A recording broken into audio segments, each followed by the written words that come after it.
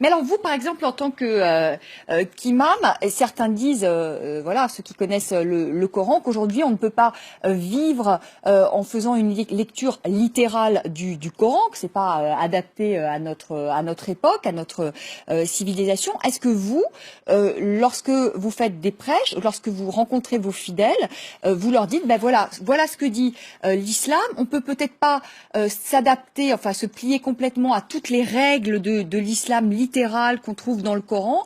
Il y a aussi les valeurs de la République. Est-ce que vous expliquez ça à vos fidèles? Vous savez, madame, ce qui est parfois difficile, c'est que quand on parle, on n'a pas l'impression d'être entendu.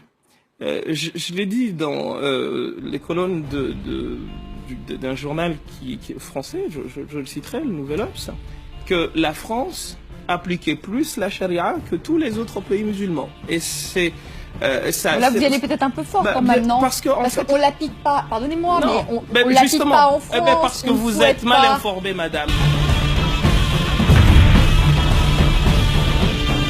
L'islam vise 5 objectifs, madame, qu'on appelle maqas de sharia, les objectifs.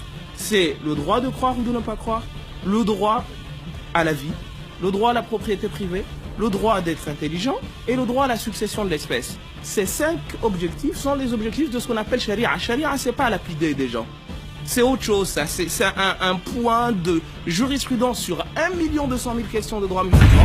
Et on a voulu aujourd'hui, parce qu'il y a des actes barbares qui sont commis par des fous, qu'il faut appeler ainsi, réduire la charia à la lapidation, etc. Et sincèrement, je vous pose la question. Si c'est les 5 finalités de l'islam, dites-moi un pays qui se veut musulman, qui les respecte ou qui veut les atteindre autant que la France. Je vous dis, il n'y en a pas un seul. Sauf que, encore une fois, quand on parle, on dit les choses, des fois, on a l'impression qu'on ne veut pas nous entendre. Et au fond, on ne veut entendre que ce dont on a envie. Mais vous voyez, vous me dites, vous y allez fort parce que vous dites que charia, c'est lapidé.